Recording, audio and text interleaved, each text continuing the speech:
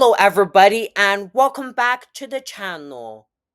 Today, I'm gonna give you my review on Disney's Oliver and Company. Now, the movie just turned 35 years old, and I recently watched it on Disney Plus a few days ago because I was like, why not give it a watch? So I watched it, and I can't wait to give you my review on this classic Disney movie. So if any of you are new to the channel, please hit that subscribe button and be sure to hit the bell icon to be notified when I upload a new video. Now before we get onto my main review of this movie, let me give you a summary of the film. Now this film's an hour and 15 minutes long, and it's based around Charles Dickens' tale called Oliver Twist, and it's about an orange street cat named Oliver who meets a gang of five street dogs: Dodger, Tito, Einstein, Francis, and Rita. Along the way, Oliver learns about the way of life in New York City, and he meets a young girl named Jenny whose parents are out of town and gets kidnapped by Bill Sikes, who is the bad guy in the movie. So Oliver, Dodger, and his crew set off into the streets and find her and take her back home. It features Billy Joel, who is best known for his song We Didn't Start the Fire, which came out about a year after the release of Oliver and Company. Before anyone asks where you can get the movie, so let me explain to you right now. So you can get the movie on DVD and Blu-ray, or you can stream it on Disney Plus. Before we get on to my main review with the pros and cons, let me give you a warning. There are some spoilers if you haven't seen the movie, and please note that all thoughts are my own. Okay, so first up, let's start with the pros, which are the parts I like in this movie. So let's get started. First up, there were unforgettable songs I enjoyed, like Why Should I Worry by Billy Joel. There's also the Once Upon a Time in New York City by Huey Lewis, which was at the beginning. And there was one song I enjoyed, which was at the middle of the film, which is the Streets of Gold song by Ruth Pointer, who provided the singing voice for Rita. And let's be honest, her singing voice is extraordinary. There were also unexpected plot twists I didn't see coming, like when Oliver got adopted by Jenny in the yellow car.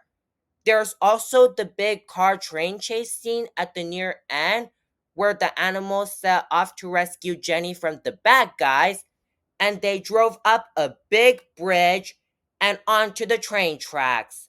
That scene was epic and it blew my mind. And it was pretty funny to see Tito drive. His driving skills were phenomenal. There were incredible performances by the cast, like Joey Lawrence, who played Oliver. There's also Billy Joel, who played Dodger, and Bette Midler, who played Georgette the Blue Dog. There was one character I loved in the movie, and that is Tito. He literally stole the show. He was hilarious, heroic, and a little silly and chaotic. I loved how he worked on the wires in the car, and he literally flew across the streets. The actor who played him, who is Cheech Marin, was outstanding. By the way, he's best known as Banzai from The Lion King, which came out 6 years after the Oliver and Company movie, and he also played Ramon from Cars, which came out 12 years after The Lion King. Now let's get on with the cons. First up, although Bette Midler did a fantastic job as Georgette, she scared me one time, and that was when she yelled in front of Oliver at the kitchen when they first met. Sometimes she feels like the Queen of Hearts from Alice in Wonderland, and Colette from Pixar's Ratatouille. Also, the bad guys like Bill Sykes were way too sneaky and rude, and I absolutely hate them for their abuses towards kids and cute animals. Another con is that Oliver constantly gets mistreated at the first few minutes of the film. So, for example, at the beginning, there were many kittens in a kitten box, including Oliver, and no one adopted him, which I felt really bad for. And he had to stay in the kitten box for a while, and he got drenched in a big thunderstorm late at night. He even gets left out at certain points of the film, especially when Dodger and his crew took him without knowing he got adopted by Jenny. That scene made me pretty emotional, and I could feel Oliver's emotions. This scene was as sad as when King Triton destroyed Ariel's treasures in Little Mermaid, which came out a year after Oliver and Company. It was also pretty nasty of Dodger to yell at Tito when he tried to tell him to chill out and let Oliver be happy, and that was pretty mean. How dare he? So there's one more thing to add on here, which is actually another pro. So despite me disliking Georgette a bit, I found it funny when Tito tried to kiss her in the house, and then she sent him flying out the window, crashing through the stairs, and falls on the ground. That part had me laughing on the floor. So now that we've gone over the pros and cons, let me ask you something. Should you watch this movie? In my opinion, yes and no. Well, on one hand, I think you should, because it's got a blend of New York City street life that reminds me of The Secret Life of Pets, and there's also great action and adventure it had to offer. The plot was funny, and the characters are way too adorable and hilarious. The music is incredible. On the other hand, I don't recommend it as there's some bad things in the movie, like the bad guy smoking and the animals being mistreated that are sure to haunt and traumatize children.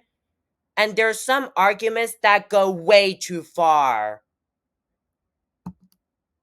Overall, I give this movie a 6.7 out of 10 stars. So I think it's not the best Disney movie out there, but it's definitely not the worst. But still, it's an interesting film to watch with your family.